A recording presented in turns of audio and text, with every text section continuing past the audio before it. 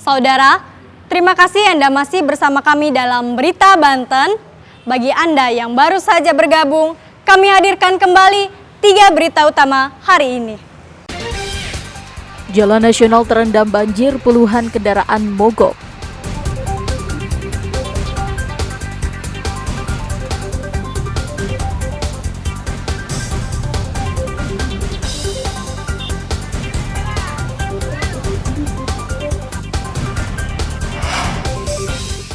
Hendak loncat pagar, kaki seorang pemuda tertusuk besi.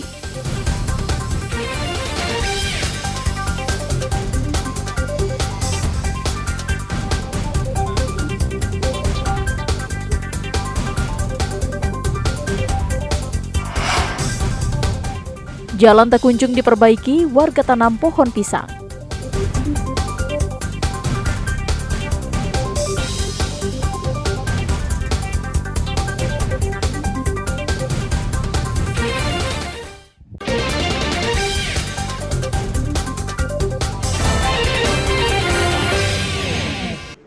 Petugas Bea dan Cukai Bandara Soekarno-Hatta Tangerang menggagalkan upaya penyelundupan ribuan benih lobster senilai 9,8 miliar rupiah.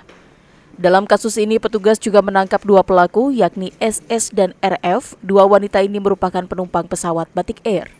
Untuk mengelabui petugas, kedua pelaku menyembunyikan 78.750 benih lobster jenis pasir dan mutiara ke dalam 70 kantong plastik yang sudah dimodifikasi dan dibawa menggunakan koper. Dari pengakuan pelaku, mereka sudah 3 kali menyelundupkan benih lobster tersebut dengan imbalan 3 juta rupiah. Menurut Kepala Bea dan Cukai Bandara Suta, penangkapan ini berawal dari adanya informasi akan adanya pengiriman benih lobster dengan tujuan Singapura. Untuk menjaga ekosistem laut dalam perkembangbiakan, seluruh benih lobster akan dilepas liarkan di Pantai Carita, Kabupaten Pandeglang. Penumpang, 2 orang penumpang dan kopernya itu ke Bea Cukai Soekarno-Hatta, kemudian kita akan pendalaman, diperiksa, ternyata di kopernya itu didapatkan yang koper pertama milik SS, ya, inisial SS, itu kedapatan kurang lebih 36.750 ekor dalam 35 bungkus, ya, itu jenis BBL yaitu pasir. Kemudian atas tersangka yang kedua yaitu RF itu ditemukan koper dengan berisi 35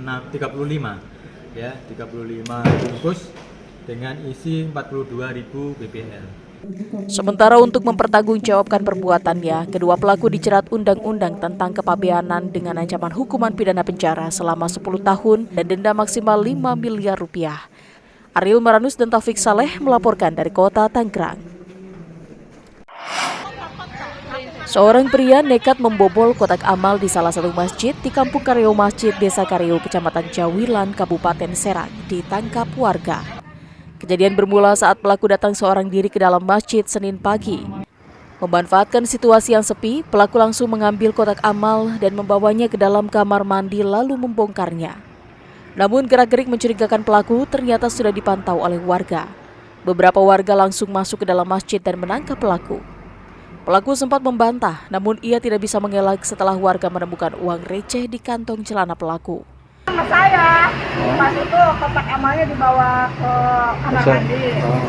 Saya lihat di dalam. Ngintip ya, kelihatannya. Terus diikutin. Anak saya dengar juga di sini mau kerja anak saya.